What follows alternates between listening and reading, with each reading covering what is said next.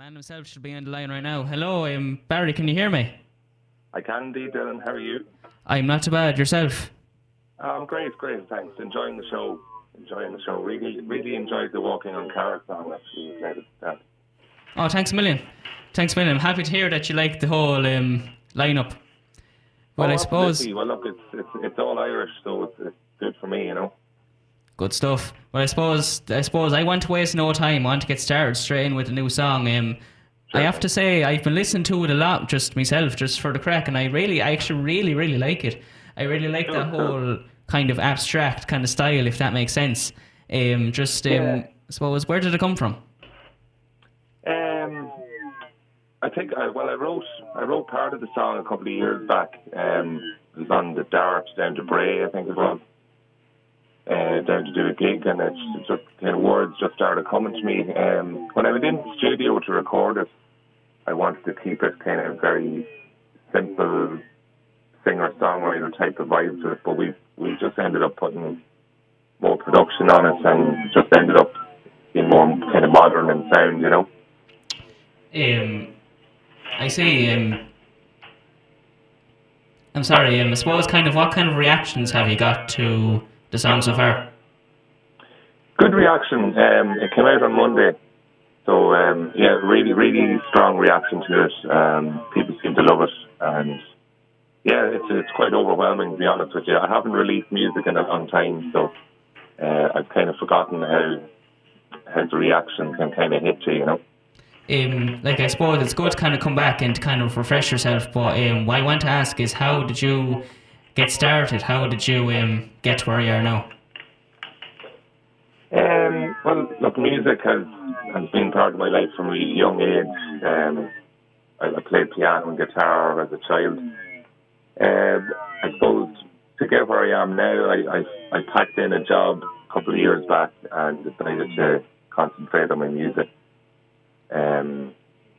I just started gigging around the open mic scene in Dublin about 3 years ago, and then started recording music and doing my own gigs then. And, you know, I do it all myself, and I'm an independent artist, so it's good I kind of control over everything that happens, you know. How do you think you've kind of developed since you went solo and independent? How do you think your skills have kind of improved?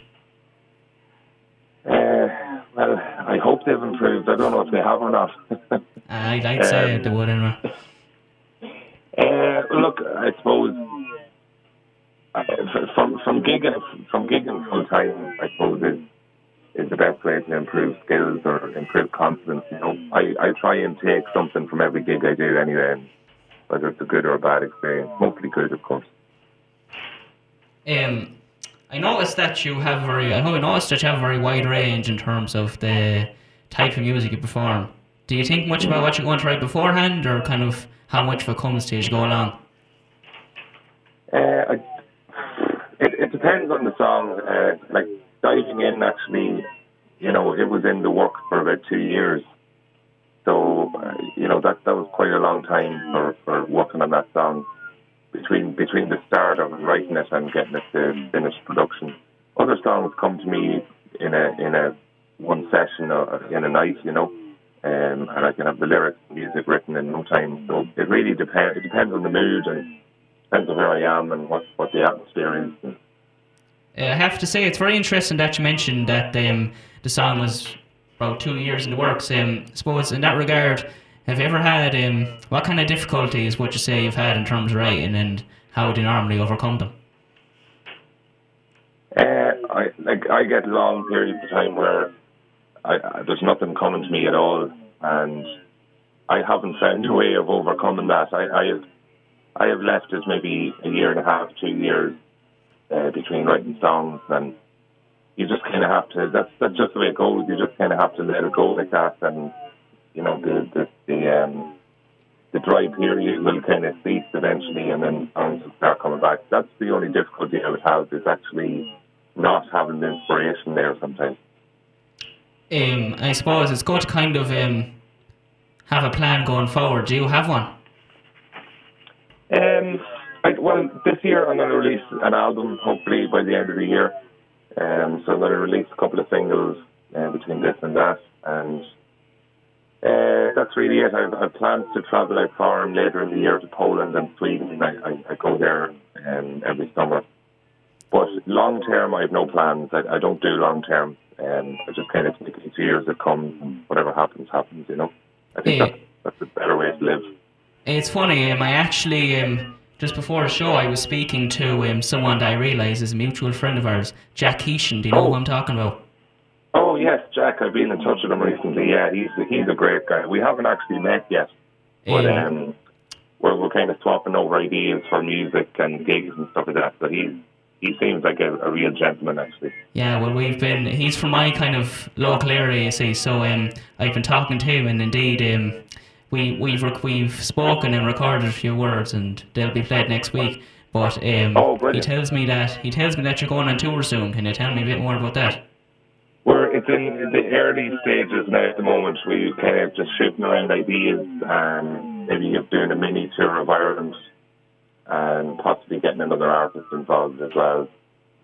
So, they're very early stages, but it's something that we both want to do maybe later this year, so see how that goes. How do you feel like the music scene is in like your local area of like Monaghan?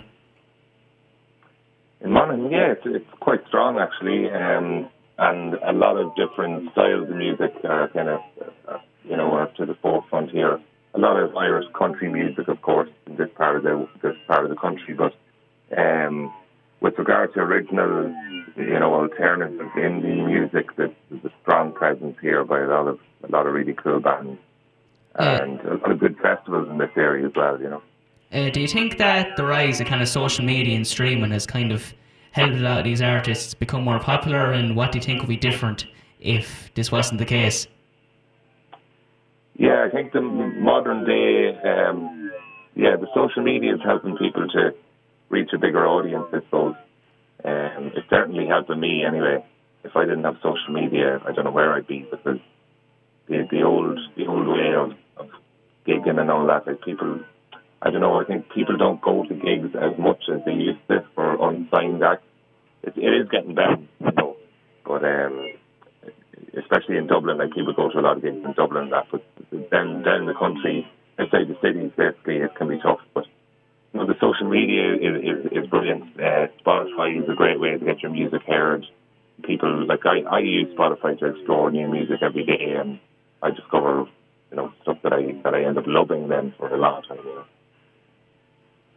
You mentioned about like changes, like less people going to gigs and stuff like that. Though I suppose there is definitely a scene for it. Do you plan on coming to Limerick for a gig at any stage? Absolutely. Well, I've no plans as of yet, but later in the year, I definitely want to do a couple of gigs to promote the singles that have been going along and the album later in the year.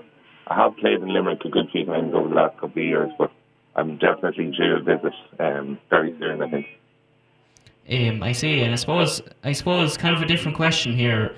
We have to get back more to your writing. How much do you think of it comes from or is inspired by personal experiences? All of it, I suppose, in one way or another. All the music is kind of from personal experiences. Some of it can be quite deep, and those lyrics I tend to leave them quite cryptic so that people just take their own meaning from it. But all of my songs are very close to my heart, and they're all based on personal endeavours. I suppose for our listeners might have heard of you for the first time. Where is there anything that they can look forward to in the immediate future, in general? Well, with the new single is out. It's called Diving In. There'll be a new music video for that going online next Monday, 4th of February. And if they're interested in following my social media, they'll be updated they'll be updated on the new singles that are going to be coming out. So the next one's going to be coming out at the end of February or early March. I'm pretty excited about getting all this new music out, I suppose it must feel very good to kind of get your EPs released and get your singles released and get the music videos made and all that, but that is obviously that's definitely a big ladder to follow. Did you experience many difficulties when you were just kind of starting out, or? Yeah, I suppose like for somebody that doesn't have management or a label or anything like that, it can be quite hard to know like where do I go to even record music, or where should I promote it, or where should I gig, or where are people doing all these things, you know. So that was difficult at the start to kind of figure out what's what and what the trends are, you know, and then like doing your own promo and I suppose above all financing all of this can be quite tough. So kind of important to think about all that when you're starting out. But I've overcome all that and kind of 4 years at it full time. I was always kind of gigging on the side anyway, but when you do take a step to become a full-time musician, it's quite daunting, but challenging and exciting at the same time. So it's a mix of emotions, but it's all good. Have there ever been times where like you felt that like things weren't working, or that you should probably like pack it in? Sometimes, yeah. Not very often, but sometimes. But I think a lot of artists go through that, and maybe especially in the early days. But I think the artistic mind is quite fragile, so you know you just have to click out of it and stay positive. But I've been there. I've been there, definitely. What do you think is the worst kind of criticism that you've got? What's the worst? What? Criticism. Criticism. Yeah. I'm sure I've got loads. I can't. What's the worst criticism? I think somebody told me one time that I don't write enough happy songs.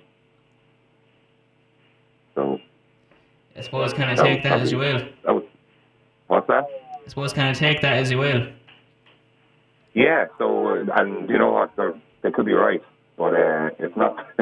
It's not something I've kind of changed since they told me that. But that's the thing about writing songs that are personal to you. A lot of them are going to be based on emotion and you know what you've gone through. But and I like the person that said that to me was actually a good friend of mine. So I don't even know if they were serious or not. But yeah. that was probably the worst.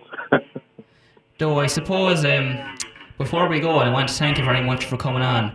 I just wanted to ask you, is there any advice that you'd like to give for anyone that's thinking of starting out or starting to perform or gig?